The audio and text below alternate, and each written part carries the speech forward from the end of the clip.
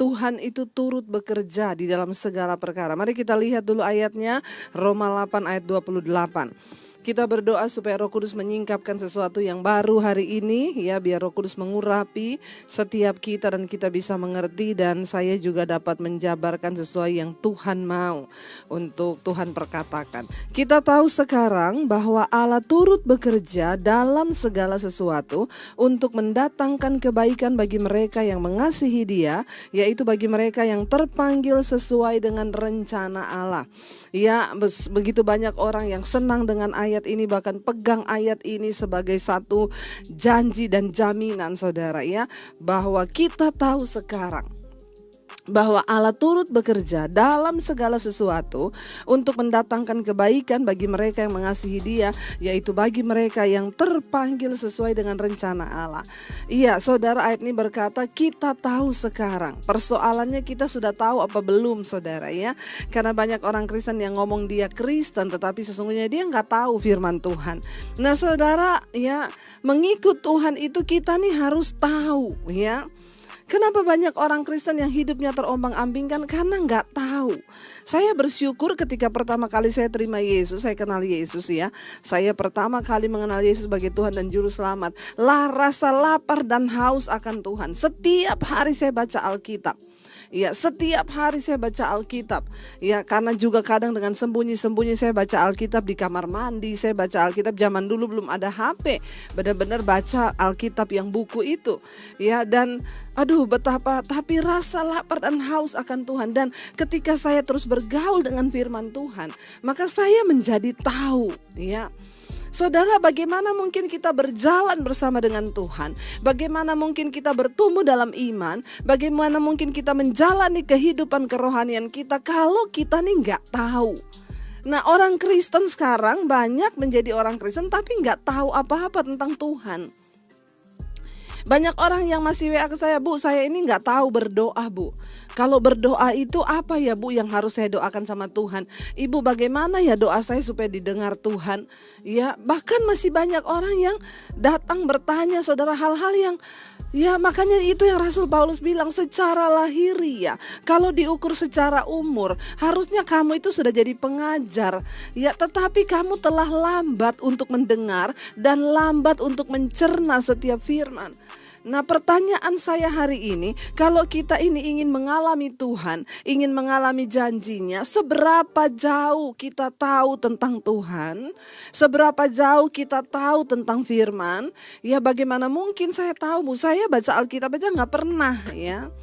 Itu keluhan banyak orang Kristen sekarang. Bagaimana kita tahu firman? Kita aja nggak pernah baca Alkitab.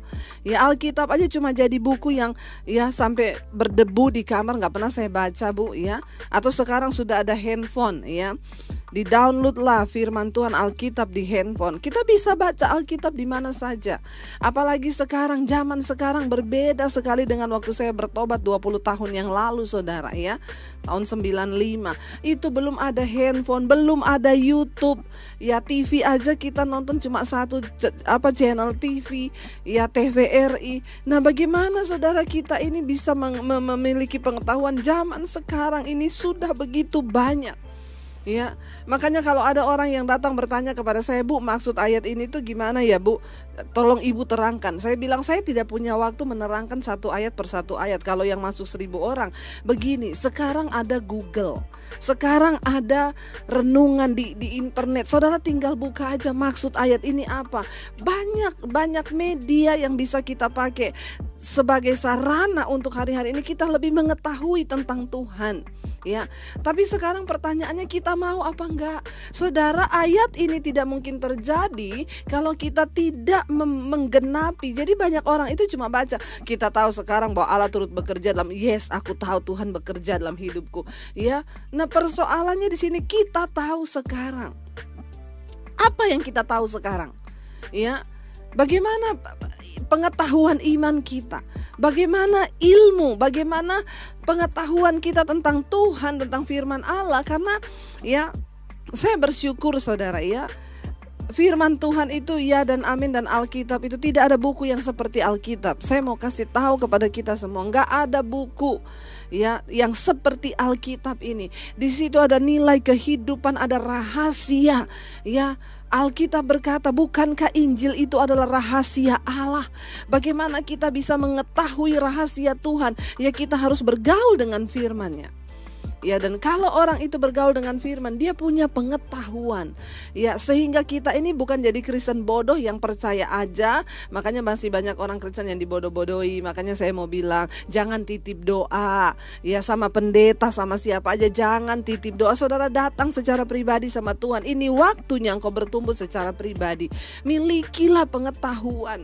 Dan pengetahuan tentang Tuhan tuh gak bisa diwakili. Ya, saudara nggak bisa suruh anak saja, saudara nggak. Kita semua punya kesempatan, kita semua punya kewajiban untuk bertumbuh di dalam Tuhan.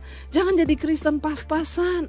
Ya, karena lahir Kristen, dari dulu Kristen, gak punya pengetahuan firman, terus hidup dalam iri hati, kebencian, terus hidup dalam kenajisan, gak ada sedikit pun pengetahuan firman. Makanya banyak orang berkata, Bu, suami saya selingkuh, padahal dia majelis loh. Orang-orang kayak begini gak punya pengetahuan firman, kenapa bisa diangkat jadi majelis? Loh, itu kan pertanyaan kita.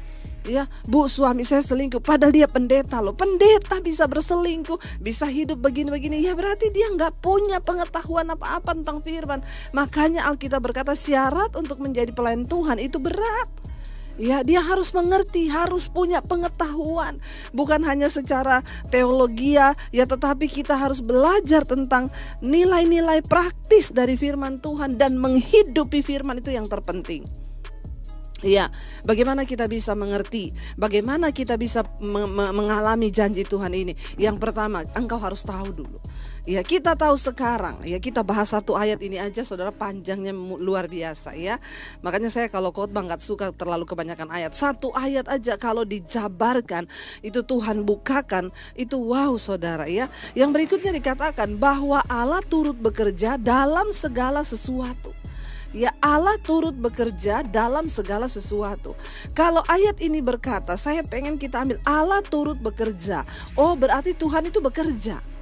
Ya, kita harus percaya dulu, saudara. Oh, Tuhan itu bekerja, Allah turut bekerja. Ya, berarti Tuhan itu turut bekerja. Ya, Tuhan bekerja. Nah, sekarang kalau Allah turut bekerja dalam segala sesuatu, mari kita juga harus tahu bahwa kalau Tuhan bekerja, Tuhan punya sistem. Ya. Nah, sistem kerja Tuhan ini yang kita harus pahami sebelum kita mengklaim ayat ini. Ya, makanya kita nggak bisa kecewa kalau kita punya pengetahuan, kita tahu kebenaran, ya, kita tahu cara kerja Tuhan. Kita nggak jadi Kristen murahan yang gampang menyalahkan Tuhan. Kenapa Tuhan nggak tolong saya, Bu? Kenapa orang itu ditolong, kenapa saya tidak? Kita tidak bisa membandingkan keadaan iman kita dengan orang lain. Nah, hari ini kita tahu Allah turut bekerja. Kalau Tuhan bekerja berarti Tuhan punya sistem. Ya, di dalam pekerjaannya itu Tuhan punya sistem. Tuhan itu Tuhan yang tertib, Tuhan yang teratur, dan dia punya sistem di dalam bekerja. Nah, saudara, sistemnya itu bagaimana? Yuk kita lihat saja yuk. Ya, dari Alkitab. Saya pengen kasih contoh bukan dari yang lain, dari Alkitab. Bagaimana Yusuf bisa diberkati Tuhan menjadi seorang perdana menteri di Mesir? Ya, apakah dia dapat hanya 1-2 hari? Enggak, sistem kerja Tuhan. Cara kerja Tuhan, Tuhan itu Tuhan yang mencintai proses. Persoalannya manusia itu gak mau diproses. Tuhan bukan Tuhan yang instan. Walaupun satu saat dia bisa menyatakan sesuatu dengan cara instan, tapi dia Tuhan. Kalau saudara baca di Alkitab, semua itu mengalami proses. Ya, nggak ada yang instan. Makanya ada orang tanya sama saya, Bu, saya pengen tahu sekolah Alkitab Ibu di mana ya? Saya juga pengen bisa khotbah seperti Ibu. Ibu lulusan sekolah Alkitab mana? Saya bilang enggak, saya lulusan sekolah Roh Kudus. Sekolah Alkitab bisa ditempuh cuma dalam waktu 2-3 tahun atau 4 tahun atau berapa tahun, tergantung kepintaran saudara. Tetapi kalau sekolah Roh Kudus itu ada waktunya. Dan semua hasil pelayanan saya yang sekarang, saudara bisa menikmati sekarang. Tapi kan saudara nggak lihat, saya membayar harga dalam sebuah proses yang itu nggak mudah. Kenapa bisa terbentuk seperti saya yang sekarang? Prosesnya itu, saudara. Dan Tuhan itu Tuhan yang berproses. Ketika Yusuf diangkat Tuhan jadi perdana di menteri, dia harus melewati proses. Nomor satu apa? Dia dibenci keluarganya. Dia dapat mimpi, visi dari Tuhan. Dengan lugunya dia cerita ke saudara-saudaranya tentang mimpi itu. Ternyata saudaranya iri hati. Perhatikan cara kerja Tuhan. Waktu Tuhan memakai Yusuf, dia kasih visi lewat mimpi. Lalu Yusuf menceritakan visi itu kepada orang, kepada keluarganya. Lalu keluarganya membenci dia dan membuang dia. Cara kerja Tuhan. Waktu Tuhan memberi Yusuf visi, Yusuf cerita, maka ada orang-orang di sekeliling Yusuf yang akan dipakai Tuhan untuk menggenapi mimpi itu. Siapa? Keluarganya. Ketika mereka mendengar visi yang dari Tuhan itu, respon mereka apa? Mereka benci kepada Yusuf. Mereka benci, pengen bunuh Yusuf. Loh saudara, tetapi kita percayakan Tuhan turut bekerja dalam segala perkara, dalam segala sesuatu. Nah, kebanyakan kita karena nggak ngerti cara kerja Tuhan, marah kita. Ya, kita marah, loh kok Tuhan janjinya begini, kenapa saya dapatnya begini? Hello, Tuhan Maha tahu tapi kita sok tahu. Ya, perhatikan ketika Yusuf dapat mimpi sebuah visi besar dari Tuhan, diceritakan kepada keluarganya. Saudara-saudaranya merespon mimpi dan visi Tuhan itu, dan Tuhan memakai keluarganya dia untuk menggenapi visi itu. Untuk menggenapi visi Tuhan membutuhkan Tuhan pakai orang-orang di sekeliling kita. Amin. Karena itu hari ini kalau engkau sedang menderita, jangan salahkan Tuhan. Coba mengerti apa yang sedang Tuhan kerjakan lewat suamimu, lewat anggota keluargamu. Ketika saya dipanggil Tuhan, saya menerima visi dari Tuhan. Ketika ketahuan keluarga saya, reaksinya apa? Sama seperti Yusuf. Mereka membenci saya. Papi saya datang pertama mau mengancam saya, bunuh kamu daripada kamu bikin malu keluarga. Lalu akhirnya saya disuruh memilih antara keluarga dan Yesus. Lalu saya diusir dari keluarga saya. Saudara, kalau saya tidak, waktu itu saya tidak mengerti kenapa Tuhan kan bisa ubah keluarga saya untuk menerima itu, tapi enggak. Tuhan memakai keluarga saya untuk menggenapi panggilannya atas hidup saya, sehingga saya harus diusir dari rumah. Makanya berkali-kali saya berkata, saudara, ya dulu waktu saya tidak mengerti, saya berkata begini, Tuhan, kenapa sih saya harus diusir? Sekarang ketika saya mengerti jalan Tuhan, saya bilang terima kasih Tuhan waktu itu saya diusir. Kalau saya nggak diusir, saya tidak jadi seperti ini sekarang, saudara. Amin. Ya, waktu Yusuf menceritakan visi yang dari Tuhan, langsung Tuhan eksekusi mimpi itu lewat siapa? Keluarganya. Mereka benci Yusuf, mereka mau bunuh Yusuf, mereka buang dalam sumur. Tapi mereka pikir gini, kita buang dia rugi ya, cuma mati toh, nggak dapat apa-apa. Mending kita jual dia jadi budak. Jahat nggak? Jahat. Sering kali untuk menggenapi visi Tuhan dan panggilan Tuhan atas hidup kita, akan ada orang-orang yang rasanya begitu jahat kita diperlakukan. Tapi kalau engkau mengerti itu rencana Tuhan, engkau akan bersyukur karena Tuhan memakai mereka untuk menggenapi rencananya atas hidupmu. Saya baru mengerti sekarang. Ya, saya ditendang kanan kiri, saya dibuang kanan kiri. Ternyata memang Tuhan pakai orang-orang itu. Saya difitnah kanan kiri, Tuhan pakai mereka. Sampai hari ini saya menemukan jalan Tuhan, saya menemukan pelayanan yang Tuhan beri, saya menemukan visi Tuhan. Sesuatu yang besar yang Tuhan percayakan. Saudara, ya, apakah engkau mengerti cara Tuhan bekerja? Jangan cuma klaim ayat. Nah, ketika saya menyampaikan satu persatu begini, kita baru ngomong, aduh berat ya ayat ini, berat. Tadinya jadi ayat favorit kan, yang kita stabilo jadi warna orange gitu ya. Aku percaya sekarang Tuhan turut bekerja mendatangkan kebaikan. Tapi waktu kita tahu penjabarannya, Tuhan bekerja dan Tuhan punya sistem kerja. Akhirnya mereka berpikir, rugi ya kalau Yusuf mati toh kita gak dapat apa-apa. Jual aja, dijual lah. Yang beli siapa? Akhirnya jatuh ke tangan Potifar. Sampai di rumah Potifar jadi apa? Budak. Ya, enak gak? Yusuf yang di rumah tadinya enak-enak, menikmati semua berkat dengan orang tuanya, dengan keluarganya, tiba-tiba ditendang dan harus mengalami sesuatu yang tidak enak. Itu yang saya alami mengikut Tuhan. Tapi itu sistem kerja Tuhan, proses. Ya, proses saudara. Gak ada yang instan bersama Tuhan. Kenapa? Sesuatu yang instan itu gampang habis, gampang lenyap. Toge itu kalau ditanam cuma 1 malam. Ya, tapi cuma begitu aja. Ya, tetapi pohon kurma itu ditanam bertahun-tahun, dia berakar ke bawah belum bertunas-tunas. Ya, nanti sudah bertahun-tahun dia sudah dapat air baru dia tumbuh. Tapi beda antara toge dan pohon kurma. Ya, kita juga sama-sama ya mau dibentuk Tuhan. Kita harus mengerti sistem kerja Tuhan. Dia Tuhan yang sanggup melakukan segala sesuatu. Ya, akhirnya Yusuf jadi budak dia tetap hidup takut Tuhan. Perhatikan, Tuhan itu menggenapi janjinya kepada orang yang tetap konsisten hidup dalam kebenaran. Sekalipun dibuang, sekalipun jadi budak, Yusuf konsisten hidup takut akan Tuhan.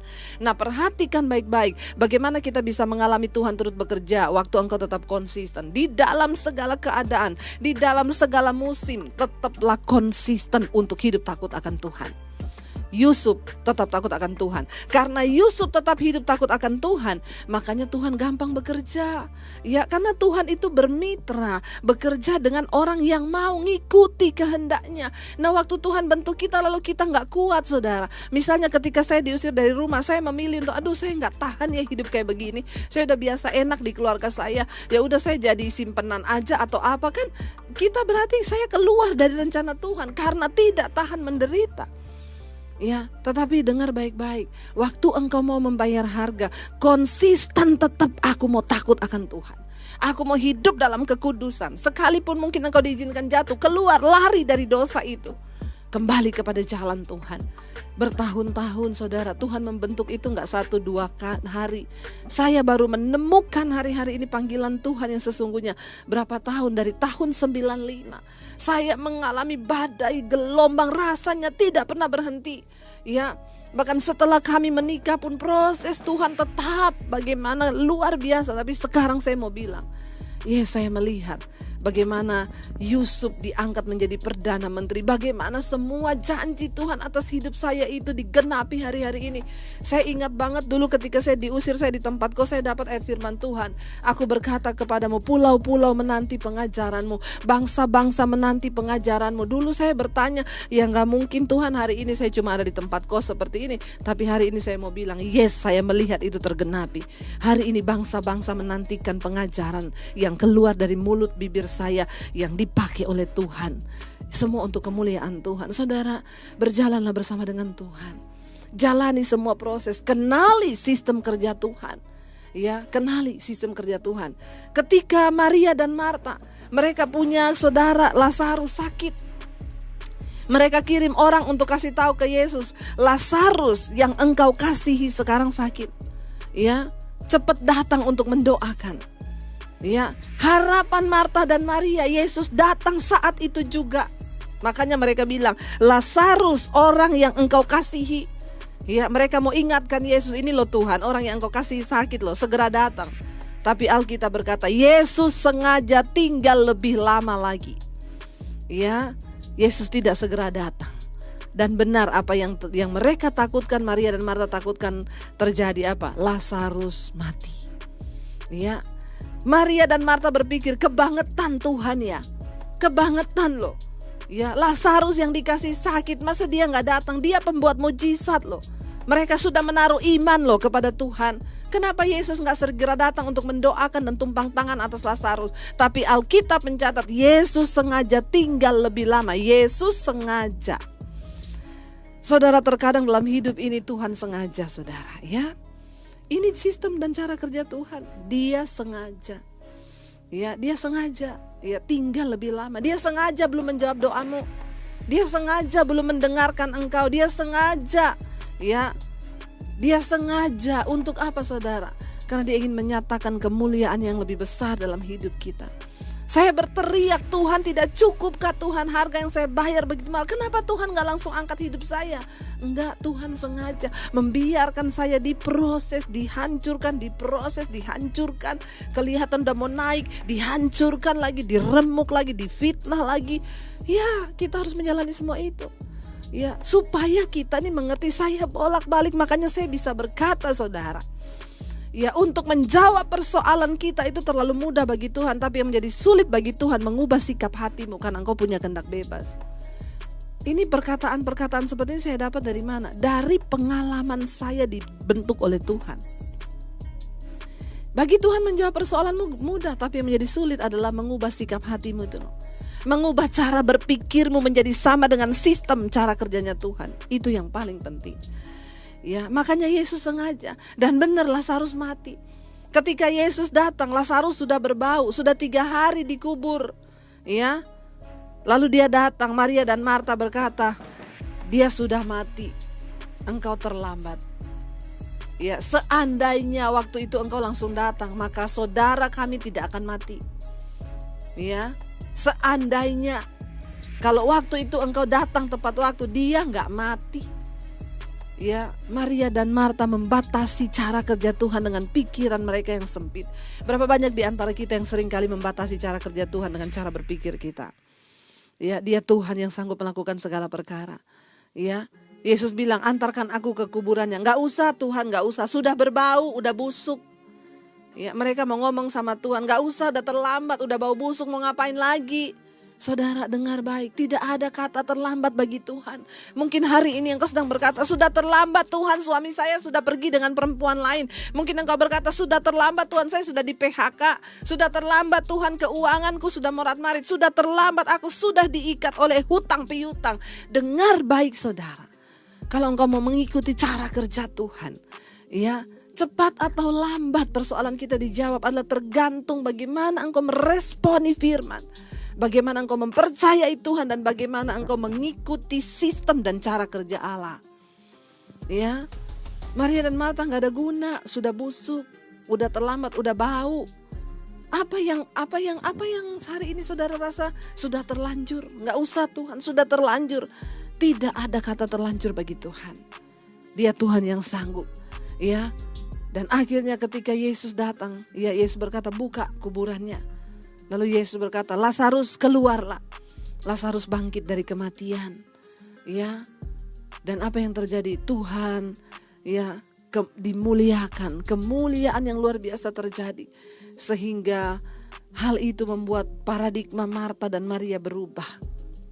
Mereka tahu bahwa tidak ada perkara yang mustahil bagi Tuhan. Cuma ketika engkau mau percaya bahwa tidak ada perkara yang mustahil bagi Tuhan. Dia Allah yang turut bekerja dalam segala sesuatu untuk mendatangkan kebaikan bagi mereka yang mengasihi Dia. Bukan bagi semua orang Kristen loh, garis bawah, yang mengasihi Tuhan. Bukan bagi semua orang Kristen ayat ini. Jadi kalau engkau Kristen tidak mengasihi Tuhan, gak usah stabilo ayat ini. Tidak berlaku bagimu saudara. Bagi siapa ayat ini terjadi? Bagi mereka yang mengasihi Dia. Siapa orang yang mengasihi Tuhan? Yesus berkata, jika engkau mengaku engkau mengasihi aku, engkau menuruti firman-Ku. Ayat ini terjadi hanya bagi orang-orang yang mengikuti firman, yang mau hidup dalam pertobatan, yang mau hidup dalam kekudusan, yang terus mengejar perkenanan Tuhan atas hidupnya. Ya, hanya bagi mereka ayat ini terjadi. Jangan sembarang klaim ayat. Engkau harus mengerti untuk siapa ayat itu ditulis. Bagi mereka yang mengasihi Dia, yaitu bagi mereka yang terpanggil sesuai dengan rencana Allah. Ya, jadi bukan sembarangan toh mengasihi Tuhan dan hidup kita terpanggil untuk menggenapi rencana Tuhan dalam hidup kita. Apa rencana Tuhan bagi hidupmu hari ini? Tuhan mau rumah tanggamu dipulihkan, jangan bercerai. Apa rencana Tuhan bagi hidupmu anak-anak muda? Tuhan mau engkau hidup dalam takut akan Tuhan sehingga memperoleh jodoh yang terbaik dari Tuhan.